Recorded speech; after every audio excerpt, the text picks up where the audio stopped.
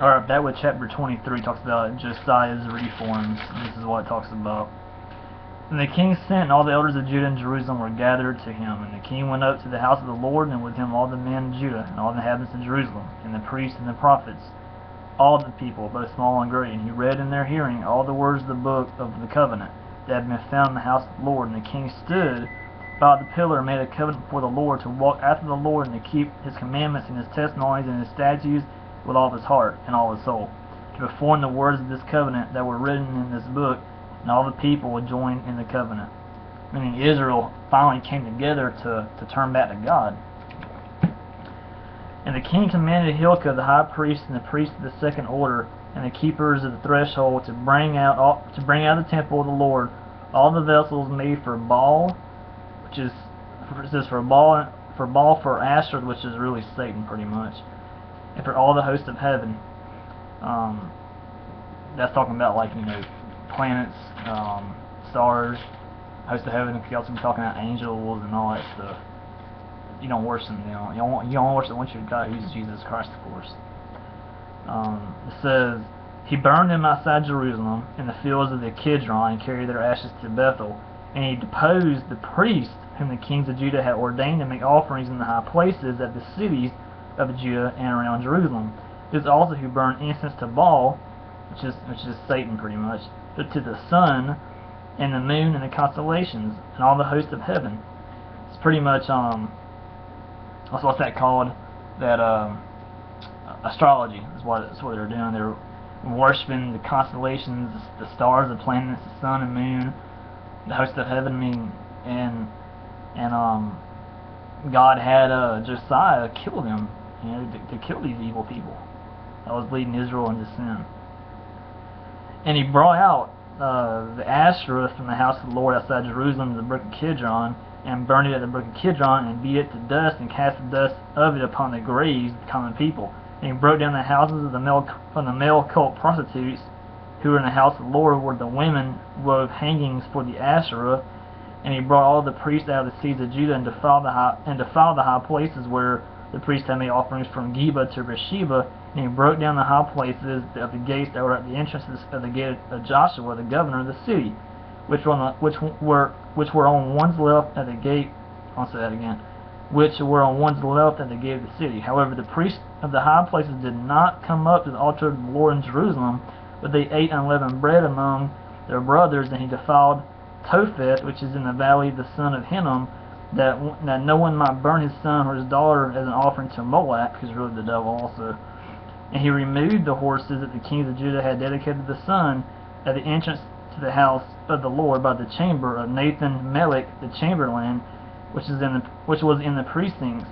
And he burned the chariots of the sun with fire, and the altars on the roof of the upper chamber of Ahaz, which the kings of Judah had made, and the altars that Manasseh had made, in the two courts of the house of the Lord, he pulled down and broke in pieces, and cast the dust of them into the brook of Kidron.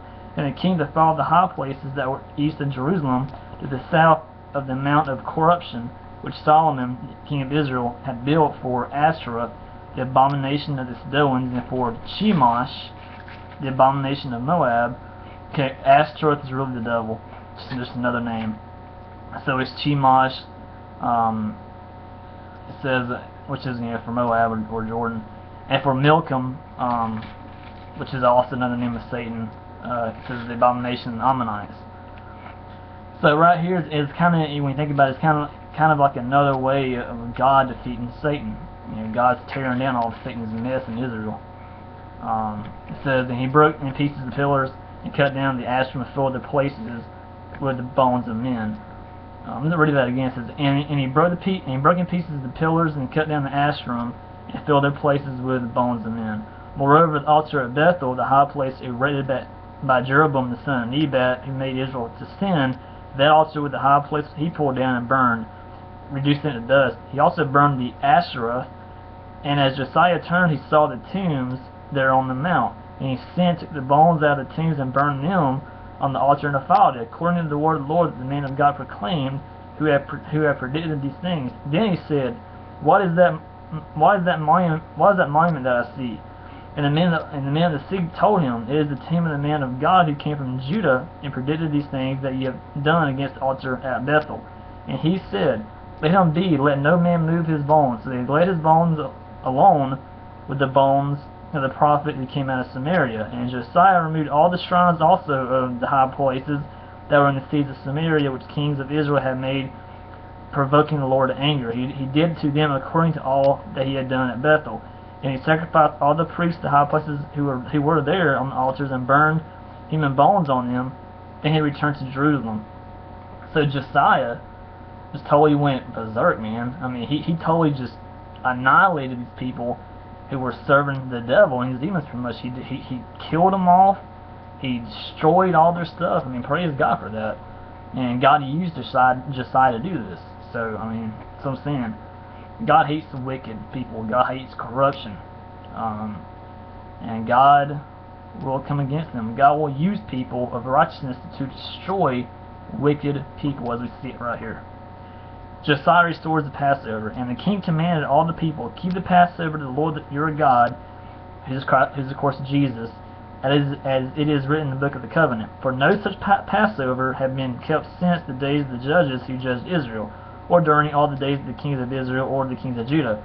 But in the 18th year of King Josiah, this Passover was kept to the Lord in Jerusalem. Moreover, Josiah put away the mediums and the necromancers and the household gods, or demons really, demonic statues pretty much, and the idols and all the abominations that were seen in the land of Judah and in Jerusalem, that he might establish the words of the law that were written in the book that Hilkiah the priest found in the house of the Lord. Before him there was no king like him, who turned to the Lord with all his heart and with all his soul and with all his might, according to all the law of Moses, nor did any like him arise after him. So out of all these kings, the most godly king was Josiah. Still the Lord did not turn from the burning of his great wrath, by which his anger was kindled against Judah, because of all the provocations with which Manasseh had provoked him. And the Lord said, I will remove Judah also out of my sight, as I have removed Israel, and I will cast off this city that I have chosen, Jerusalem, and the house of which I said, My name shall be there. So God is threatening to actually destroy Judah as well, because of their sins. Josiah's death in battle. Now the rest of the acts of Josiah and all that he did, are they not written in the book of the Chronicles of the kings of Judah? In his days, Pharaoh Necho, king of Egypt, went up to the king of Assyria to the river Euphrates. King Josiah went to meet him, and Pharaoh Necho killed him at Megiddo as soon as he saw him, and his servants carried him dead in a chariot from Megiddo, brought him to Jerusalem, and buried him in his own tomb. People of the land took Jehoahaz, the son of Josiah, and anointed him and made him king in his father's place. Jehoahaz's reign in captivity. Jehoahaz was 23 years old when he began to reign, and he reigned 3 months in Jerusalem. His mother's name was Hamutal, the daughter of Jeremiah of Libnah. And he did what was evil in the sight of the Lord, according to all that his fathers had done. And Pharaoh Necho put him in bonds at Riblah in the land of Hamath, that he might not reign in Jerusalem, and laid on the land a tribute of hundreds of talents of silver and a talent of gold. And Pharaoh Necho made Elikam the son of Josiah king in the place of Josiah his father, and changed his name to Jehoiakim. But he took Jehoahaz away, and he came to Egypt and died there. And Jehoiakim gave the silver and the gold to Pharaoh, but he taxed the land to give the money according to the command of Pharaoh. He exacted the silver and the gold of the people of the land from everyone according to his assessment, to give it to Pharaoh Necho.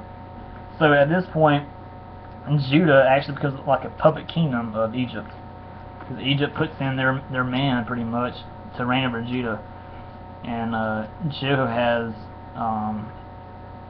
taxes Judah to oblivion pretty much, so that he can send more money to Egypt. Jehoiakim reigns in Judah. Jehoiakim was 25 years old when he began to reign, and he reigned 11 years in Jerusalem. His mother's name was Zebedah, the daughter of Pedaiah of Rumah, and he did what was evil in the sight of the Lord, according to all that his fathers had done. So it's chapter 23, about Josiah's reforms, by him changing, by him changing the law so that Israel can go back and start serving God and start repenting of their sins.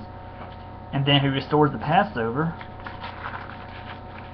and then he dies in battle, and then his son, his son Jehoaz becomes the new king, but then he's brought into captivity by Egypt, and then Jehoiakim takes over, or becomes the new king of Judah. So that's 23, and I'll be right back here with 24 here shortly.